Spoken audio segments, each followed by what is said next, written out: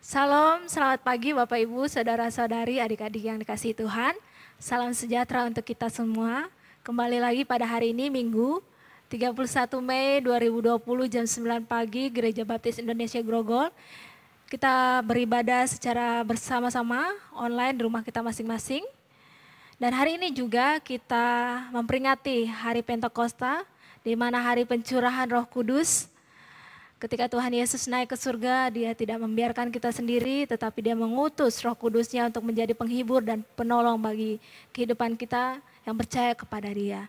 Untuk itu saya mengajak Bapak Ibu, adik-adik semuanya untuk bersaat teduh sejenak, mengucap syukur buat kebaikan Tuhan dan pertolongan Tuhan, dan mengutus Roh Kudus-Nya bagi kita semua. Mari kita bersaat teduh.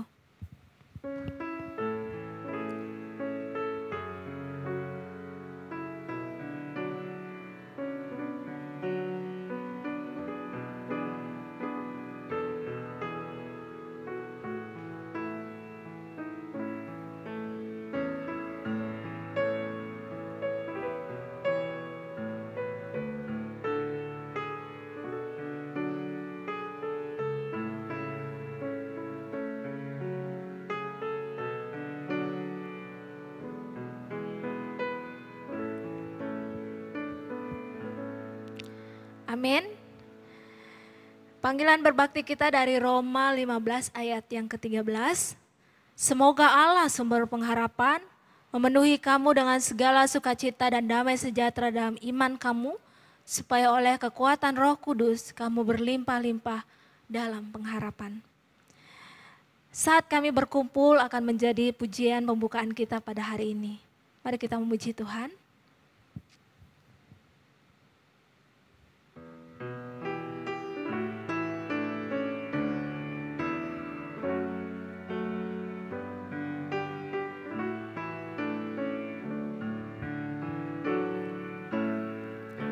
Saat kami berkumpul, Roh-Mu bekerja.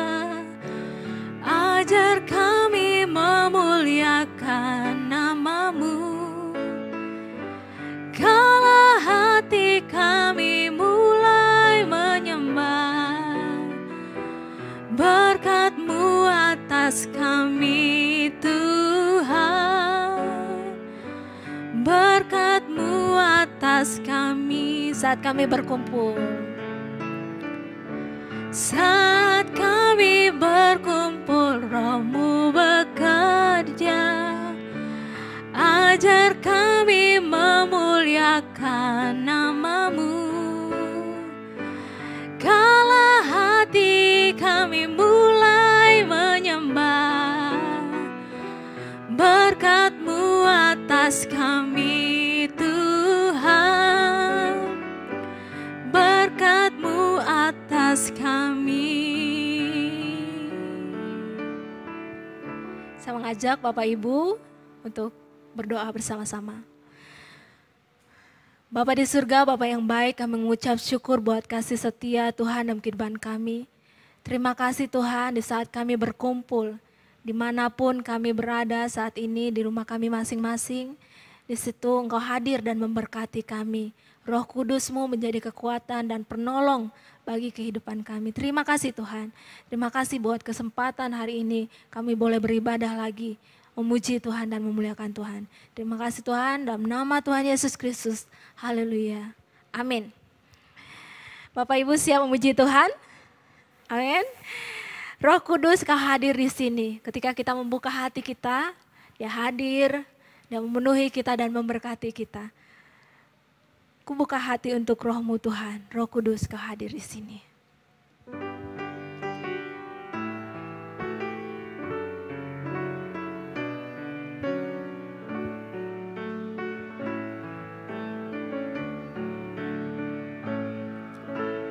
Roh Kudus Kau hadir di sini.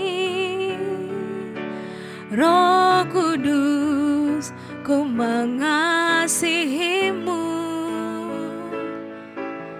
Kau lembut, Kau manis, Kaulah penghiburku, penolongku diutus utus Bapakku. Roh Kudus, Kau hadir di sini. Roh Kudus, Kau hadir di sini.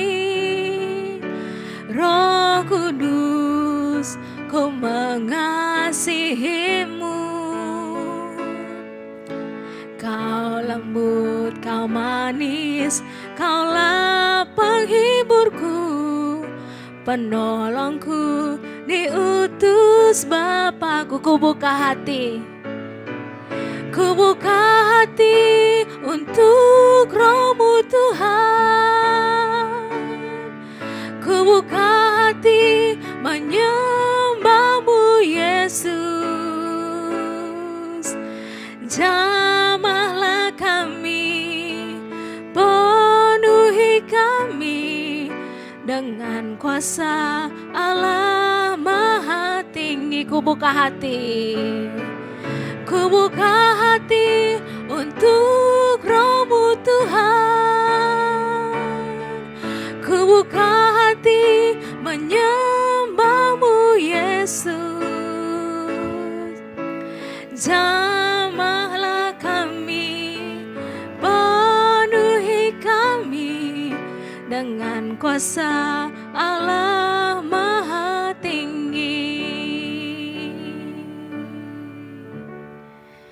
Terima kasih Bapak Ibu, saudara-saudari, adik-adik sudah memuji Tuhan dengan baik.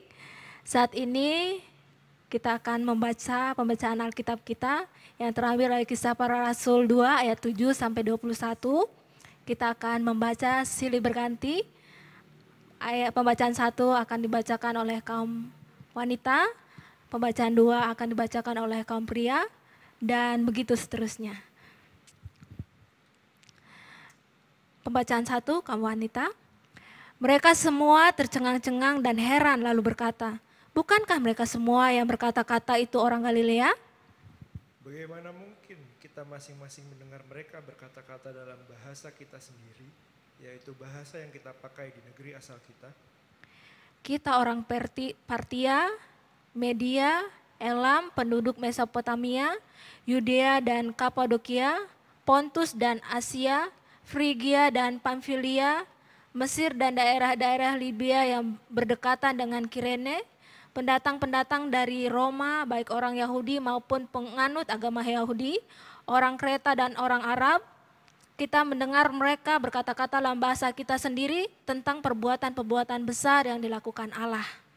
Mereka semuanya tercengang-cengang dan sangat termangu-mangu sambil berkata seorang kepada yang lain, apakah artinya ini?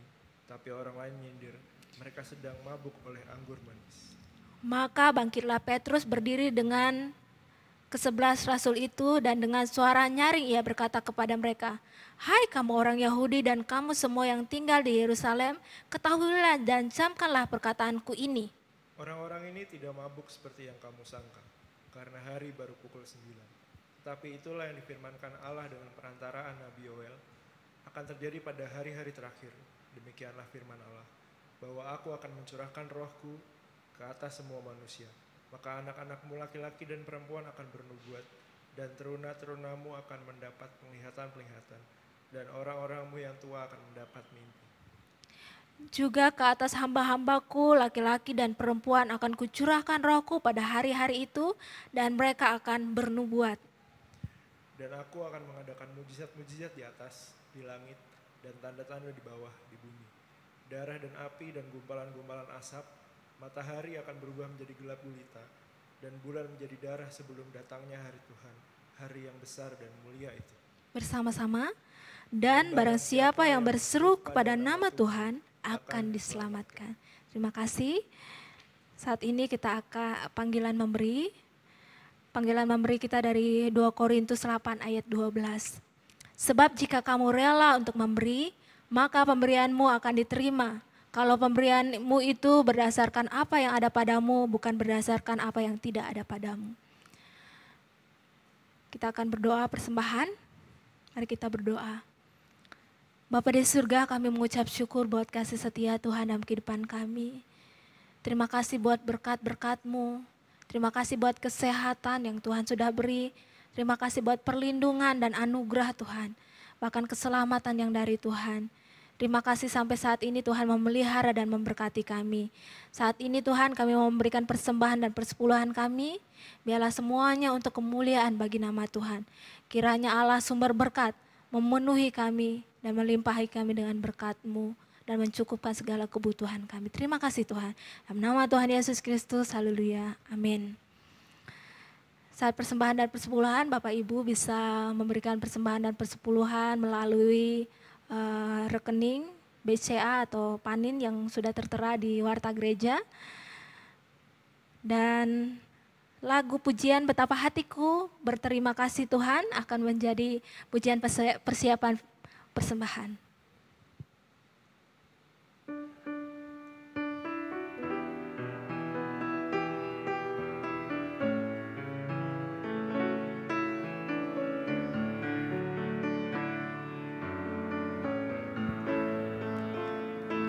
Hatiku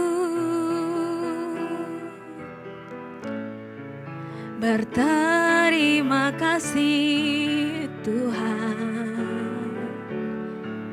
Kau mengasihiku, Kau memilikiku. Hanya ini Tuhan persembahanku, segenap hidupku, jiwa dan ragaku. Sebab tak ku miliki harta kekayaan yang cukup berarti untuk ku persembahkan. Hanya ini Tuhan permohonanku, terimalah Tuhan persembahanku. Pakailah hidupku sebagai alat-Mu, seumur hidupku pakailah hidupku.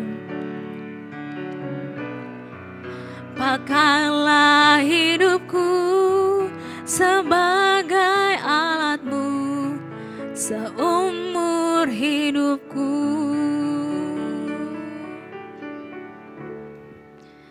Terima kasih Bapak Ibu, adik-adik, saudara-saudari yang sudah memberikan persembahan dan persepuluhan. Kiranya Tuhan Yesus memberkati. Saat ini kita akan mendengarkan firman Tuhan yang akan disampaikan oleh Pendeta Maurits dengan tema dipenuhi dan diperlengkapi. Jiwaku terbuka untukmu Tuhan akan menjadi pujian persiapan kita mendengarkan firman Tuhan.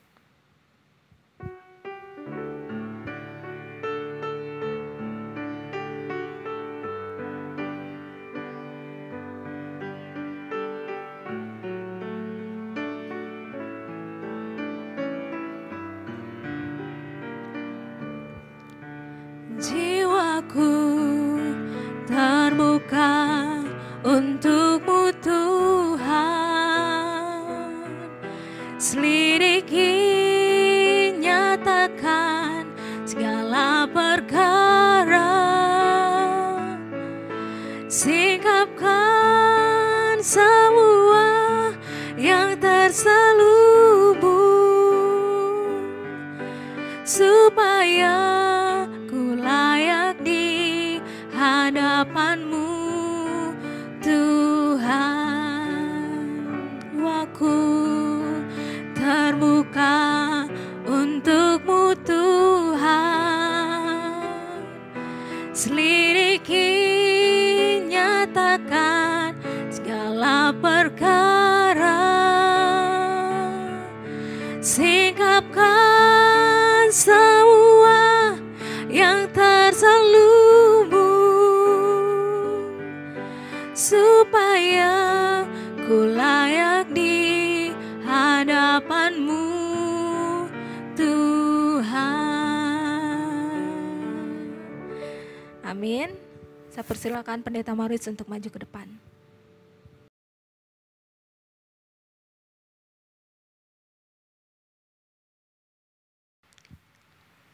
Sidang jemaat yang dikasihi dalam Tuhan Yesus Kristus, mari kita berdoa bersama-sama sebelum kita belajar dan merenungkan firman Tuhan. Bapa di surga, kami datang kepadamu dengan segala keberadaan kami dalam ucapan syukur karena kasih-Mu, penyertaan dan pemeliharaanmu bagi kami. Dan oleh karena topangan yang Kau berikan sehingga kami mampu melewati hari-hari hidup kami di tengah wabah COVID-19 ini. Dan dalam pengharapan akan kasih karunia-Mu bagi kami kembali bersama-sama dalam ibadah kami di hari Minggu ini. Kami mau belajar, merenungkan dan mendengarkan firman-Mu. Berbicaralah Tuhan pada kami dan pakailah hamba-Mu untuk menjadi alat berkat-Mu. Di dalam nama Yesus kami berdoa. Amin. Saudara yang dikasih dalam Tuhan Yesus, kita sudah tiba di minggu terakhir bulan Mei ini dan sudah kurang lebih 3 bulan kita tidak bisa beribadah bersama-sama. Dalam tema besar kita, ketika harapan itu tetap ada.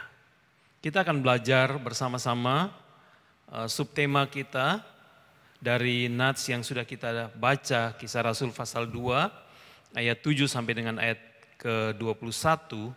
Tetapi sesungguhnya seluruh bagian dari perikop pasal 2 ini yang menjadi bagian dari perenungan kita. Subtema kita hari ini bicara tentang dipenuhi dan diperlengkapi. Sidang jemaat yang dikasih dalam Tuhan Yesus Kristus, dalam pekan ini kita seluruh warga negara Republik Indonesia sedang diperhadapkan dengan keputusan yang penting dari pemerintah yang disebut new normal. Suatu kebijakan di mana kita diajak untuk hidup dalam tanda petik berdamai atau berdampingan dengan virus COVID-19 ini. Yang diakui sangat sulit untuk dipunahkan. Baik karena vaksin yang belum ditemukan dan juga oleh karena sulit sekali untuk memutus rantai penularan ini. Nah, di dalam konteks itu pemerintah mengajak kita untuk hidup bersama di dalam satu era baru yang disebut new normal, di mana virus itu akan tetap ada di sekitar kita, tetapi kita diminta untuk tetap menjalankan protokol penanganan COVID-19 ini dengan terus berupaya menjaga jarak ketika kita berhadapan atau berjumpa satu dengan yang lain dalam jarak 1-2 meter, tetap memakai masker, tetap mencuci tangan dengan sabun. Kita diminta untuk menjaga kebersihan dan kesehatan lingkungan kita dan keluarga kita. Intinya pemerintah mendorong kita untuk bersiap menghadapi situasi yang baru ini, yang masih belum aman. Kita diminta untuk memperlengkapi diri dengan kewaspadaan dan kesiap-siapan supaya kita bisa menang terhadap virus ini atau kita bisa bertahan, kita bisa tetap survive dan sehat menghadapi virus ini. Nah, betapapun dengan pergumulan yang disebutkan di atas, pada hari ini kita sebagai gereja Tuhan dalam kalender gereja, hari ini kita memperingati atau merayakan hari Pentakosta. Hari ketika Roh Kudus dicurahkan kepada orang-orang percaya di Yerusalem 2000 tahun silam. Pentakosta yang berarti hari ke-50, suatu hari yang kita peringati setelah 50 hari kebangkitan Yesus atau 10 hari setelah kenaikan Yesus ke surga.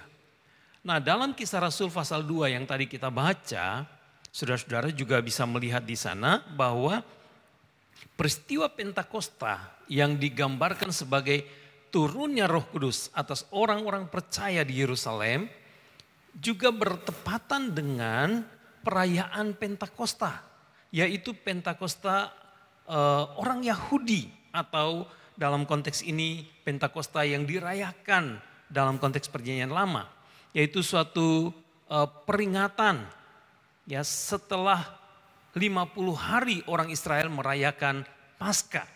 Suatu peringatan tentang kebebasan mereka dari penjajahan di Mesir.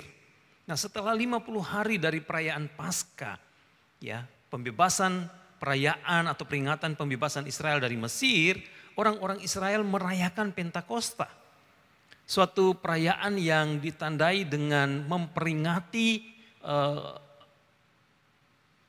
datangnya hukum Taurat yang Tuhan berikan kepada Musa di Gunung Sinai, tetapi juga sebagai perayaan ucapan syukur atas panen, ya, atas panen gandum yang orang-orang Israel alami. Nah, saudara-saudara yang kasih dalam Tuhan Yesus, jadi perayaan Pentakosta yang kita peringati dalam kalender gereja kita hari ini adalah peringatan atau perayaan atas turunnya Roh Kudus, dicurahkannya Roh Kudus atas orang-orang percaya di Yerusalem dan terus menerus terjadi sampai sekarang.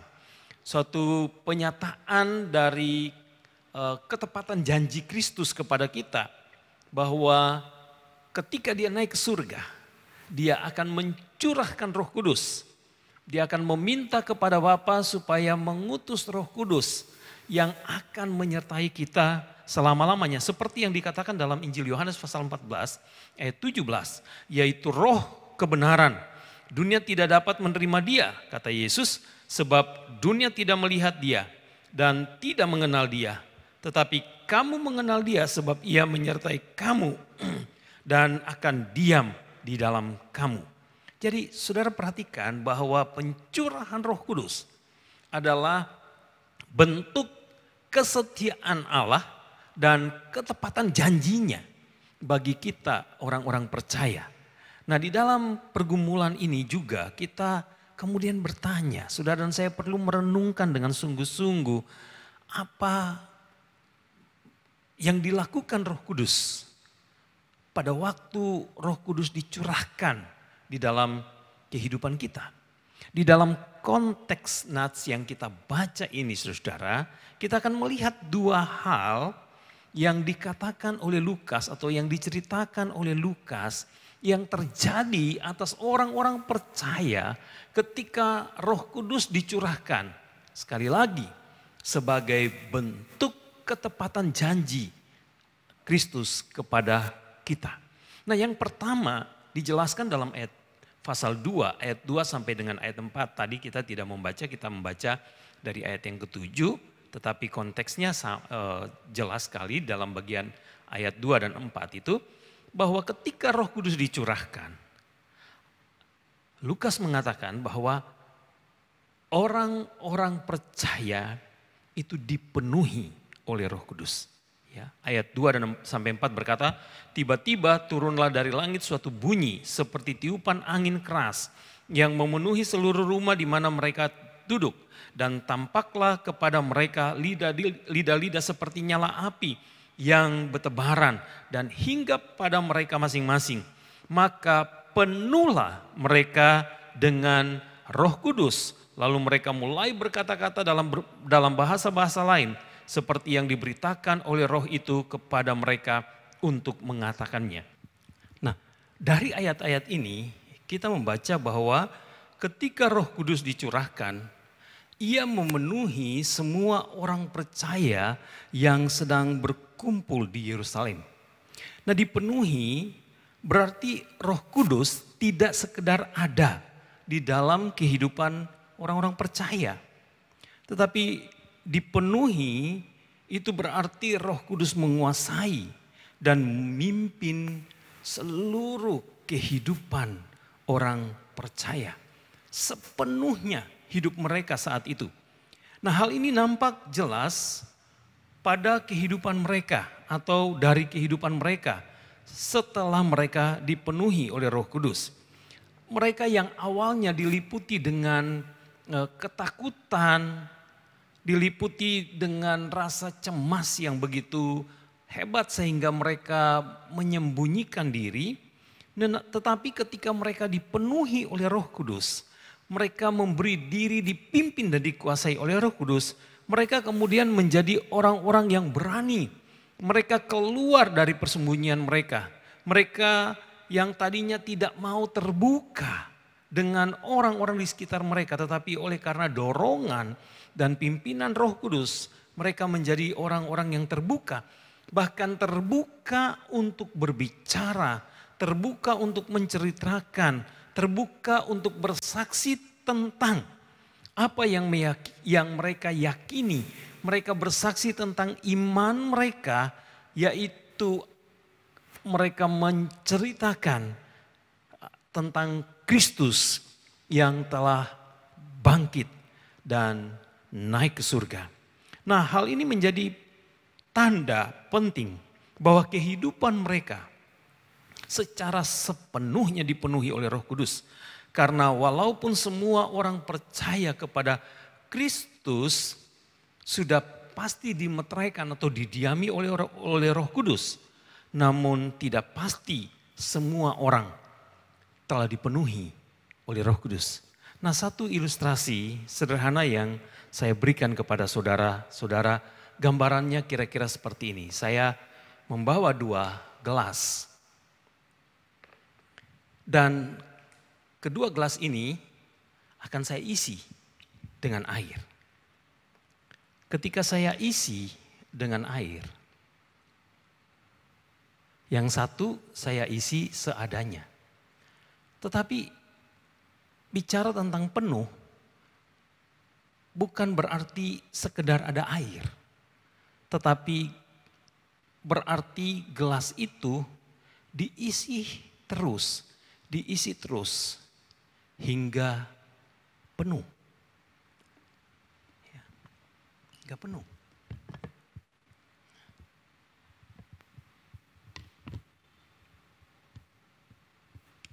Hingga betul-betul penuh. Nah, ini saudara gambarannya. Kehidupan Kristen yang dipenuhi oleh Roh Kudus bukan sekedar adanya Roh Kudus dimeteraikan dalam hidup kita. Tetapi Roh Kudus harus memenuhi seluruh ruang dalam kehidupan kita. Pikiran kita, perasaan kita, tindakan-tindakan kita harus dikendalikan oleh Roh Kudus. Itulah yang Alkitab bicarakan tentang hidup yang dipenuhi oleh Roh Kudus. Makanya setiap orang Kristen, kalau saudara baca kemudian firman Tuhan dalam Filipi pasal 5 ayat 18. Firman Tuhan mengajak kita, bahkan memerintahkan kita untuk hidup dipenuhi oleh Roh Kudus.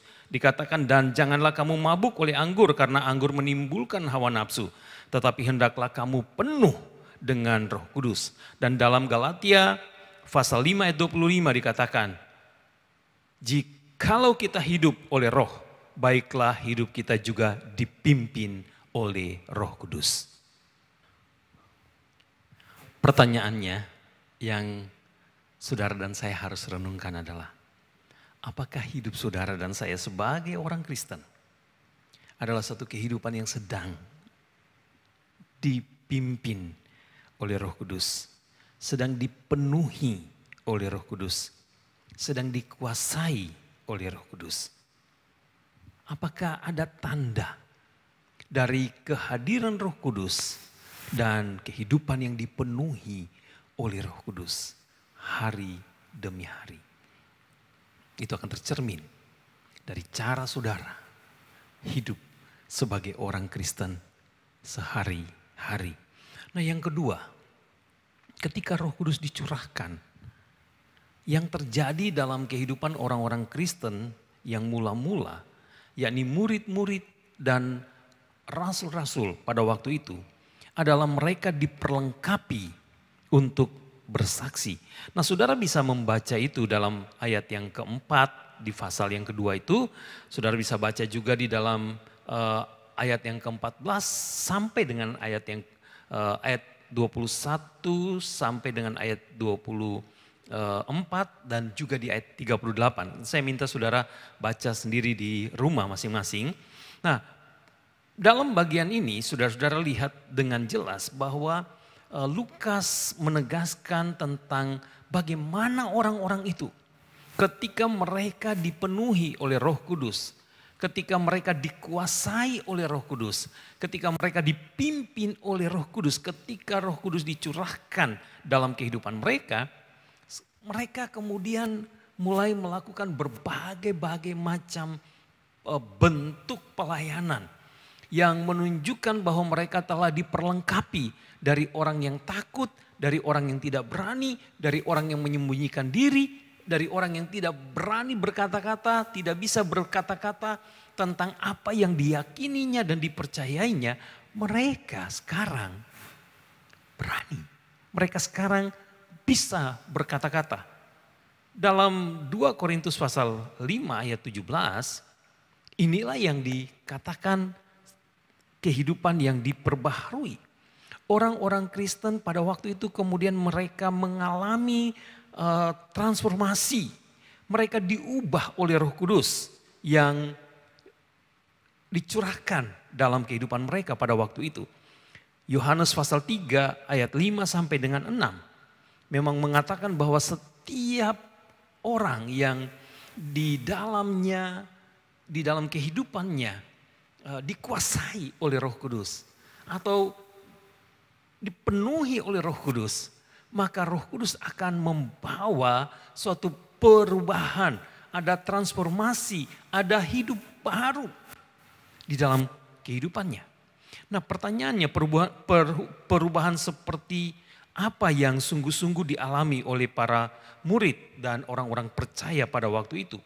Dalam konteks ini, yaitu yang saya maksudkan dengan konteks ini, Kisah Rasul pasal 2 tadi, dan dalam kehidupan kita sekarang ini, dalam pengamatan saya, seringkali ada missing link. Ya, missing link. Yakni berhubungan dengan pengharapan kita akan karya Roh Kudus dalam kehidupan kita. Pengharapan kita akan tindakan-tindakan dan pertolongan Roh Kudus atas kehadirannya di dalam kehidupan kita. Seperti yang telah dijanjikannya. Pemahaman kita yang terbatas dan kecenderungan kita untuk dimanipulasi oleh kepentingan dan harapan akan peran Roh Kudus dalam kehidupan yang dipenuhi, yang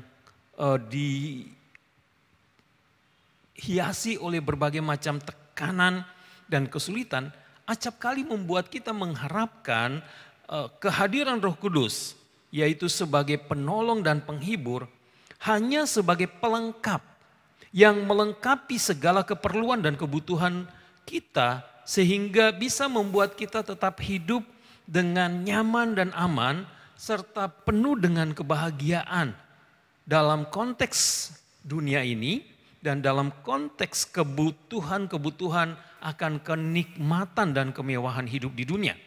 Bahkan sekalipun di dalam kesemuanya itu kehidupan kita tidak memuliakan Kristus dan tidak menjadi saksi Kristus sama sekali. Di dalam konteks itu pun kita masih tetap berharap bahwa Roh Kudus itu akan membuat kita nyaman, menolong kita untuk bisa menikmati hari-hari hidup kita di dunia ini dengan penuh sukacita dan bahagia.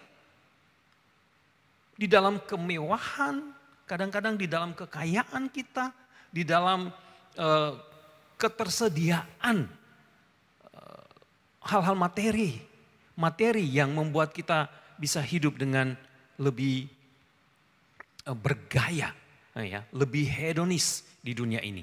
Nah, penyimpangan dan kesesatan yang demikian itu makin parah dinyatakan juga karena ada orang-orang Kristen yang kemudian memperlakukan Roh Kudus itu seperti para dukun memperlakukan pesugihan, atau menggunakan pesugihan sebagai sumber kuasa untuk mendapatkan ketenaran dan kekayaan duniawi. orang-orang memperagakan seolah-olah kuasa Roh Kudus yang membuat mereka makin seperti orang-orang yang super. Ya, ada yang memakai jubahnya dan kemudian seret ya, melambaikan jubah atau jasnya dan orang-orang jatuh. Nah, tetapi saudara-saudara yang kasih dalam Tuhan, manipulasi yang demikian di musim Covid ini telah memperlihatkan bahwa semua itu tidak benar. Semua itu hanya upaya untuk mempergunakan dalam tanda petik ya, Roh Kudus untuk kepentingan mereka pribadi. Nah, sementara kalau saudara dan saya membaca kitab suci, ketika Yesus berjanji kepada para murid bahwa ia akan memberikan kepada mereka Roh Kudus, dia akan mencurahkan Roh Kudus atas mereka. Di dalam Kisah 1 ayat 8 sangat jelas, Yesus berkata, tetapi kamu akan menerima kuasa kalau Roh Kudus turun atas kamu dan kamu akan menjadi saksiku di Yerusalem dan di seluruh Samaria, di seluruh Yudea dan Samaria dan sampai ke ujung bumi. Jadi ketika Roh Kudus dicurahkan, dikaruniakan ke dalam kehidupan kita dengan sepenuh kuasanya, dengan sepenuh kekuatannya, dayanya yang begitu luar biasa hebat, adalah supaya kita menjadi saksi-saksi Kristus. Kita tidak diperlengkapi dengan Roh Kudus untuk bersaksi dalam tanda petik tentang diri kita sendiri atau menunjukkan kehebatan dan kejayaan kita, tetapi kita diperlengkapi oleh dengan kuasa Roh Kudus supaya kita bersaksi tentang Kristus. Demikian juga kalau saudara membaca di dalam Yohanes pasal 15 ayat 26 dan 27, dikatakan di sana bahwa ketika Yesus bilang dia akan memberikan penghibur bagi kita, bagi murid-muridnya pada waktu itu juga, dia berkata bahwa Roh Kudus akan bersaksi tentang dia. Tetapi Yesus meminta dalam ayat 27 itu supaya kita juga bersaksi, murid-muridnya pada waktu itu bersaksi tentang dia karena mereka telah bersama-sama dengan dia. Jadi dalam Kisah Rasul pasal 2 ini, kita melihat dengan jelas bahwa pada hari Pentakosta, pada waktu Roh Kudus dicurahkan dalam kehidupan orang percaya, pada waktu murid-murid dipenuhi dengan Roh Kudus, apa yang mereka lakukan dalam kesemuanya tindakan mereka. Dari ayat 4 itu dikatakan, ya, maka penuhlah mereka dengan Roh Kudus. Lalu mereka mulai berkata-kata dalam bahasa-bahasa lain seperti yang diberikan oleh Roh itu kepada mereka untuk mengatakannya. Dan apa yang mereka katakan kemudian kita bisa tahu dari khotbah Petrus yang mulai dilakukan atau mulai disampaikannya mulai pada ayat 14. Maka bangkitlah Petrus berdiri dan dengan ke-11 rasul itu, dan dengan suara nyaring ia berkata kepada mereka, hai kamu orang Yahudi dan kamu semua yang tinggal di Yerusalem, ketahuilah dan camkanlah perkataan ini. Orang-orang ini tidak mabuk seperti yang kamu sangka, karena hari baru pukul 9. Tetapi itulah yang difirmankan Allah dengan perantaraan Yoel dan seterusnya. Dan sampai kalau saudara kemudian membaca di ayat yang ke-21, dia menekankan dan barang siapa berseru kepada nama Tuhan akan diselamatkan. Jadi apa yang mereka perkatakan, apa yang mereka ungkapkan, apa yang mereka kemudian hasilkan dari karya Roh Kudus di dalam kehidupan mereka, tercurahnya Roh Kudus, kehidupan mereka dipimpin dan dikuasai oleh Roh Kudus adalah kesaksian tentang Kristus. Mereka memberitakan tentang Kristus. Mereka membiarkan Roh Kudus memimpin mereka dengan segala kuasanya. Bahkan dengan keajaiban-keajaiban di mana ketika mereka berbicara, semua orang dari berbagai bahasa bisa memahami dan mengerti ucapan-ucapan mereka. Semua itu Semua kekuatan itu, semua kehebatan itu, bahkan semua mujizat yang dilakukan oleh Roh Kudus dari kehidupan mereka, semata-mata adalah untuk memberitakan. Seperti yang dikatakan dalam ayat 21. Dan barang siapa yang berseru kepada nama Tuhan akan diselamatkan.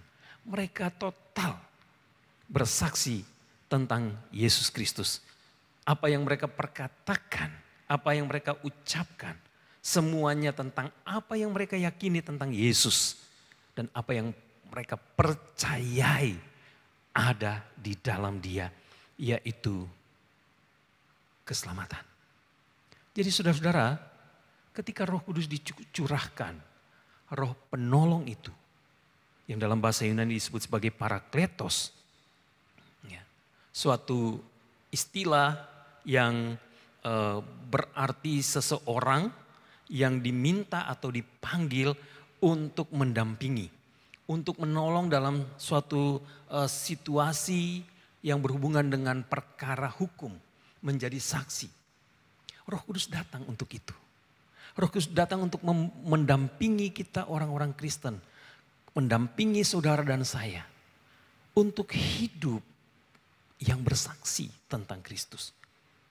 Roh Kudus datang semata-mata bukan untuk membuat kita menjadi orang-orang Kristen yang manja di dunia ini. Menjadi orang-orang Kristen yang hidup dalam kemapanan, dalam kesuksesan secara materi atau dalam kedudukan yang tinggi. Itu bisa Tuhan lakukan untuk saudara dan saya. Bahkan yang lebih dari itu sudah Dia lakukan. Dia mati di kayu salib, menanggung dosa-dosa kita, membayar lunas hukum dosa yang harus kita tanggung.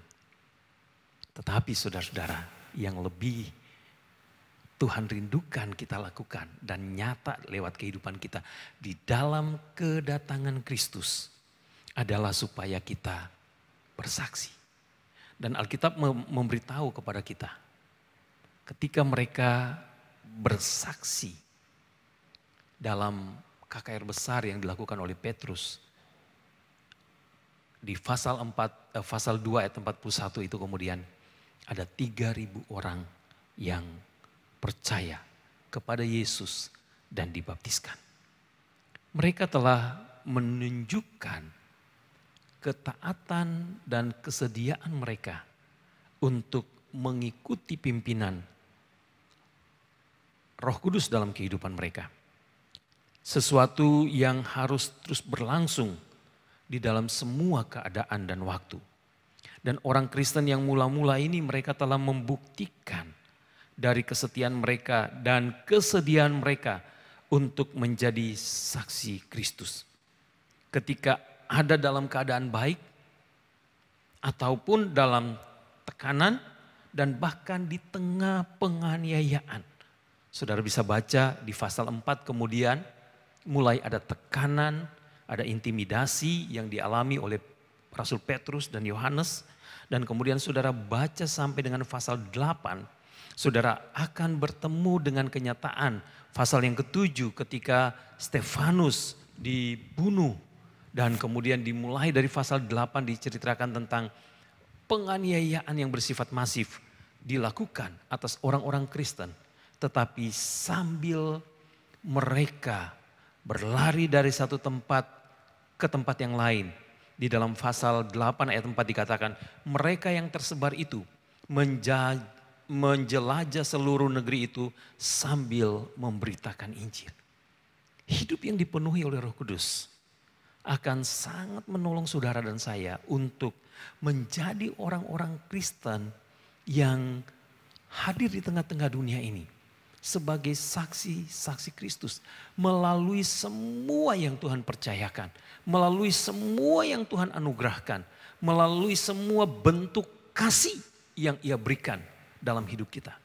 Seharusnya itu semua menjadi kesempatan bagi kita untuk memberitakan bahwa Yesus adalah Tuhan dan Juru Selamat kita. Jadi mari kita merenungkan ini saudara. Dua kebenaran ini adalah hal yang sangat-sangat penting di tengah wabah COVID-19 ini. Apakah saudara juga sedang merenungkan ini? Kehidupan saudara apakah sedang dipenuhi oleh Roh Kudus? Ketika saudara dan saya dipenuhi oleh Roh Kudus, maka kita tidak perlu takut menghadapi kenyataan hidup ini. Kita tahu bahwa hidup kita akan dikuasai, akan dipimpin. Kita akan didampingi oleh Roh Kudus tiap-tiap waktu. Dan ketika kita dikuasai dan dipimpin oleh Roh Kudus, kita juga percaya bahwa kita akan diperlengkapi dan dimampukan untuk menjadi saksi-saksi Kristus. Kita tidak akan memanipulasi karya dan kehadiran Roh Kudus supaya menolong kita untuk menikmati hidup nyaman di dunia ini. Tetapi kita akan membiarkan Roh Kudus memperlengkapi kita untuk menjadi pribadi-pribadi yang melalui perkataan, melalui tindakan dan cara hidup kita akan terus menjadi pemberita-pemberita kebenaran Kristus, Injil keselamatan Kristus kepada orang-orang lain. Saudara, karena itu mari pikirkan ini dengan sungguh-sungguh. Apakah saudara sedang hidup di dalam kehidupan yang dipimpin oleh Roh Kudus? Apakah Roh Kudus sedang memenuhi seluruh dimensi dalam ruang hidup saudara? Apakah ketika saudara menghadapi wabah COVID ini pun, saudara berjalan dalam pimpinan dan dalam kendali Roh Kudus yang sudah dicurahkan dalam hidup saudara ketika saudara percaya kepadanya? Jangan biarkan Roh Kudus hanya ada dalam hidup saudara, tapi biarkanlah dia memenuhi hidup saudara dan memperlengkapi saudara untuk memberitakan Yesus, Tuhan dan Juru Selamat yang sudah mengasihi saudara dan saya. Tuhan Yesus memberkati kita semua. Amin. Mari kita berdoa. Bapa di surga, terima kasih untuk firman-Mu. Dan tolong kami, supaya kami sungguh-sungguh membiarkan Roh Kudus menguasai seluruh bagian dalam hidup kami. Tahta hidup kami. Dan kami belajar untuk membiarkan Roh Kudus memperlengkapi kami untuk menjadi seperti yang Engkau mau, yakni supaya kami menjadi saksi-saksi-Mu di dunia ini, memberitakan Engkau melalui seluruh keberadaan dan kehidupan kami, mulai dari kehidupan dan keberadaan kami di tengah keluarga, di tempat bekerja, di tempat kami belajar, bahkan di tengah-tengah kami akan memasuki suatu era baru, era new normal. Biarlah Tuhan tolong kami supaya kami terus hidup dalam pimpinan dan hidup dalam kekuasaan Roh Kudus dalam hidup kami, supaya kami bisa menjadi saksi akan Kristus yang hidup, Tuhan dan Juru Selamat kami. Di dalam nama Yesus kami berdoa. Amin. Sidang jemaat yang dikasihi dalam Tuhan Yesus, menanggapi firman Tuhan yang baru saja kita dengarkan, mari kita akan menyanyi bersama-sama nyanyian pujian nomor 94, "Oh curahkan kuasa-Mu Roh Kudus." Kita mohon melalui pujian ini supaya Tuhan penuhi kita dengan Roh yang kudus, memperlengkapi kita untuk dapat terus melayani Tuhan, menjadi berkat bagi dunia. Mari kita nyanyikan lagu ini dengan mengerti bahwa Allah mau memenuhi kita dengan Roh-Nya yang kudus, dan dengan itu memperlengkapi kita untuk terus melayani Dia, berbuah bagi kerajaan Allah. Oh curahkan kuasa-Mu Rohul Kudus.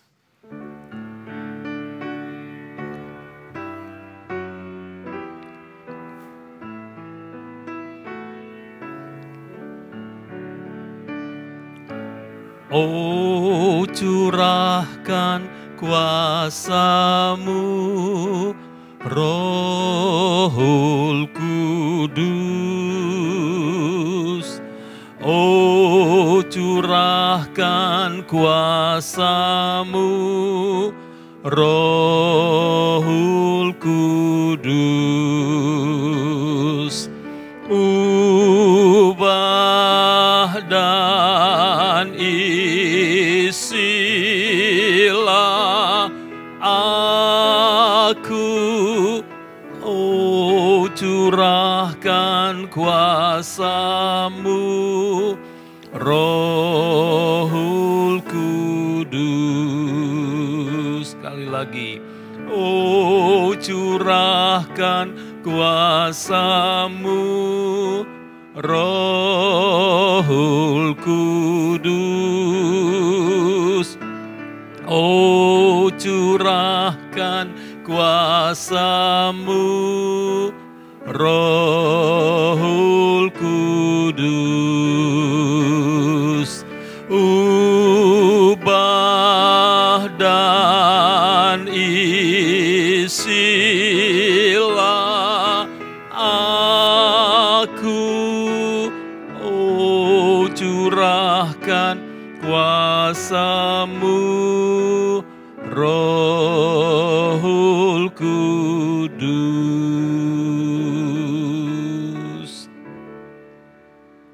Mari kita tunduk kepala dan berdoa.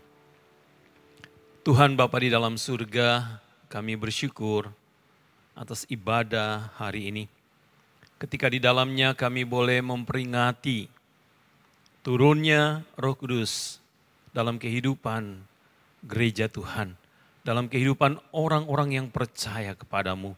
Dan hari ini Tuhan, kami juga rindu supaya Engkau terus memenuhi kehidupan kami dengan Roh-Mu yang kudus, menguasai, memimpin dan menolong kami, bahkan memperlengkapi kami untuk terus setia melayani Engkau. Tolong kami Tuhan, supaya dalam perjalanan hidup kami sebagai gereja, sebagai orang-orang percaya, kami tidak menduka-citakan roh, tetapi kami akan terus memberi diri, diperlengkapi dan dipakai untuk hormat dan kemuliaan-Mu. Terima kasih karena penyertaan Tuhan melalui Roh Kudus yang terus menguatkan kami, menghibur kami, dan menolong kami untuk terus menjadi berkat hari demi hari. Di tengah-tengah wabah COVID ini, beri kami terus keyakinan untuk mengandalkan karya Roh dalam hidup kami, dan membiarkan Roh Kudus berkarya secara leluasa menghibur dan menopang kami, bahkan memakai kami Tuhan menjadi alat berkat-Mu. Terima kasih Tuhan. Tolonglah tiap-tiap jemaat dalam tiap kebutuhan hidup mereka, keperluan dan pergumulan-pergumulan. Kalau ada di dalam kesulitan-kesulitan tertentu, Tuhan berikan pertolongan dan jalan keluar. Yang sakit Tuhan terus topang, kuatkan dan hiburkan. Bahkan biarlah kuasa mujizat Tuhan dinyatakan, supaya mereka boleh menikmati kesembuhan dan bahkan pertolongan yang dari Tuhan. Yang sedang berjuang untuk mempertahankan usaha dan pekerjaan, biarlah Tuhan memberkati, supaya setiap anak-anak-Mu tetap menggantungkan pengharapan di dalam kasih karunia-Mu sendiri. Terima kasih kami Tuhan, kami juga ya Tuhan berdoa bagi bangsa dan negara dan semua upaya yang sedang dilakukan oleh pemerintah dalam semua upaya koordinasi yang baik untuk menangani wabah COVID-19 ini. Biarlah dapat dilakukan dengan baik. Semua unsur pemerintahan dari pusat, daerah, bahkan sampai di desa-desa, daerah-daerah terpencil akan bersatu hati untuk melakukan semua ini. Inilah Tuhan permohonan kami, kami percaya kasih setia Tuhan dan anugerah Tuhan akan terus dinyatakan dalam hidup kami. Kami mengakhiri ibadah kami di minggu yang terakhir ini, sambil Tuhan menyerahkan diri kami terus untuk dipimpin oleh Tuhan. Dan oleh karenanya juga kami mohon berkat-Mu. Kiranya kasih karunia dari Allah Bapa yang berlimpah-limpah, anugerah di dalam Kristus Yesus yang telah memberikan kepada kami penebusan dosa-dosa kami, dan oleh pertolongan Roh yang kudus yang sudah dimeteraikan dalam kehidupan setiap orang yang percaya kepada Yesus Kristus sebagai Tuhan dan Juru Selamat, kiranya terus memimpin kami, memenuhi hidup kami, dan memperlengkapi kami untuk menjadi saksi-Mu dari sekarang ini sampai selama-lamanya. Di dalam nama Tuhan Yesus kami berdoa. Amin. Rahmat Tuhan Yesus Kristus, rahmat Tuhan Yesus Kristus, kasih Bapa di surga, dan karunia Roh Kudus kiranya tetap serta. Amin.